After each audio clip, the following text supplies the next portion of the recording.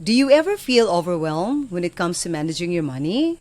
If you want to learn more about how to improve your financial status, you may study books or watch YouTube videos. But most of the time, the advice is not actually practical. We specifically want to alter that now.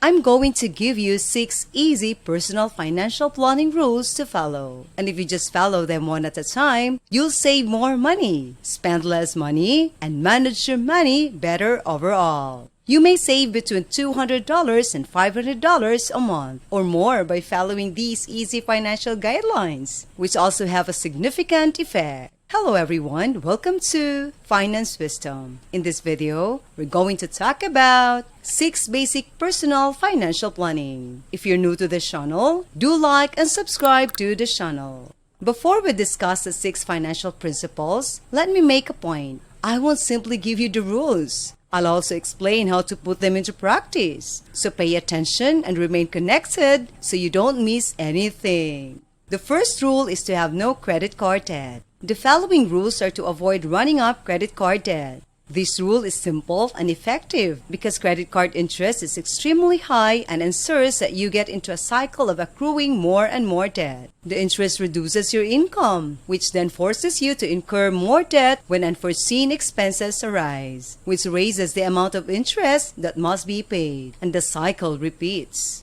As you can see, it's ideal to avoid credit card debt from the start and to pay it off as quickly as you can if you already have it. Once again, allocate a portion of your monthly income to this. If you ask me, the following should come first. The order, therefore, is as follows: credit card debt, an emergency fund, or long-term investments. 1. Pay off credit card debt. 2. Create an emergency fund. And 3. Invest in long-term investments. The second rule is to have an emergency fund for at least 6 months. This personal financial planning rule is to create an emergency fund with at least 6 months worth of pay in it. An emergency fund is, as its name implies, your savings account for sudden needs like expensive repairs or, in the worst case scenario, losing your job. You're financially secure for at least 6 months if you lose your job, which should give you ample time to look for work. The number 1 item on your list of things to do to improve your financial situation should be to establish an emergency fund. Therefore, you should focus on creating an emergency fund before considering any other investments. It's fairly easy to build it up. Consider first whether you want your emergency fund to be fully funded. Second, choose how much of your money you want to set aside each month for your emergency fund in order to have it ready by the deadline you have set. This naturally presupposes that you already have a basic grasp of your money, are aware of your income and spending, and have established a budget to keep track of them. Otherwise, it might happen that you overestimate and the computation ends up being completely inaccurate. The third rule is to put 20% of your income into long-term investing. Next rule, put 20% of your income aside for long-term investments. What this regulation can do for your emergency savings? In brief, divide the 20% into 10% for long-term investments and 10% for your emergency fund if you don't already have one and want to start saving for long-term investments. For instance, if your monthly salary is $5,000, you would deduct 20% or $1,000 and invest $500 in long-term investments and $500 in an emergency fund. By the way, a word of advice. You should avoid building up your emergency fund with a stock portfolio. An emergency fund is there to help you access cash quickly. And if your emergency fund is currently in the form of stock investments, it's possible that when you need it, your portfolio will be losing money, leaving you unable to pay for unforeseen expenses. On the other hand, your long-term investments are there to do 3 things. First, keep your money working for you. Second and third, provide you with an extra pension after you stop working. Few individuals, or those who do, think about it too late, planning their lives for when they no longer need to work. Start putting away 10 to 20% of your salary as soon as possible in long-term investments to avoid experiencing this. Creating an ETF portfolio is a simple way to invest your money for the long term. The 35-25-30-10 ETF portfolio is one example. This portfolio's concept is to divide the global index into 4 regions: North America, Europe, emerging markets, and the Pacific. The fact that the main indices underweight the European area is one explanation for this. An investment may be made in the USA and Canada using the MSCI North America Index, or alternatively, the FTSE North America Index.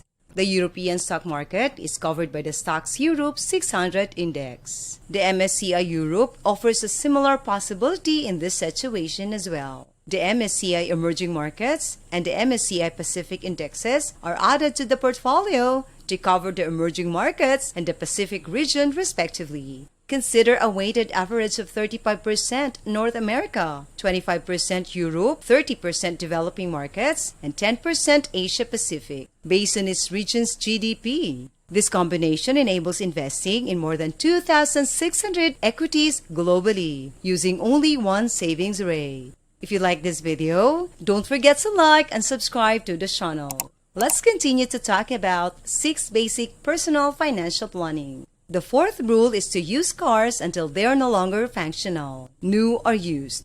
This rule is to keep your vehicles in service until either they really fail or the cost of repairs exceeds the value of the vehicle. The most notable example of this is Warren Buffett. He used to drive his automobiles according to his daughter, who reportedly commented in an interview that he should get a new one now because the previous one was so worn out. Far too many people overspend on their automobiles, even when the one they already own still functions flawlessly or could be kept in like new condition with a little more maintenance. Personally, I think the largest issue is this. The majority of individuals get a new car, maintain it diligently for the first 3 months, only begin to make repairs when something breaks, and then purchase a new car 3 years later. By keeping your automobile in good condition and driving it until it no longer functions properly, or until the value of the vehicle is so low that repairs are no longer economically viable, you might save a lot of money. Furthermore, there is a saying that goes, if you can't afford the automobile 3 times, you can't afford it at all.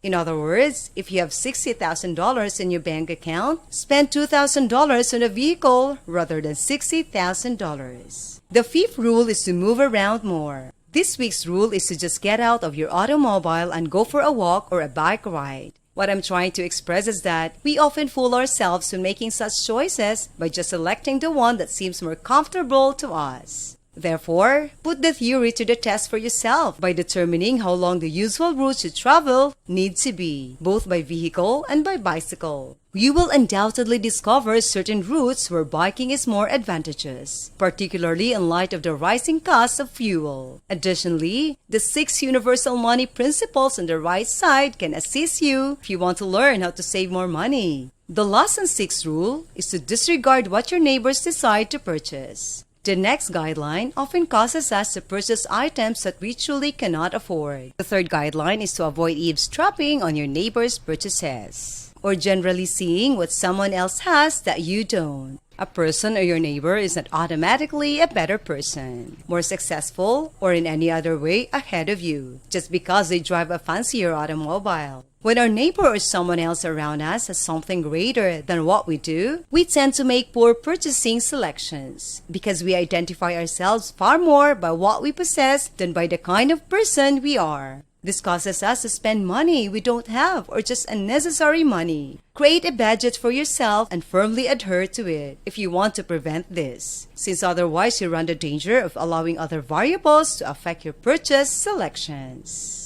We've reached the end of another video, and thank you for watching. I hope you have learned the 6 basic personal financial planning. If you like this video, do give us a like, subscribe to the channel, and comment down below. Thank you and goodbye.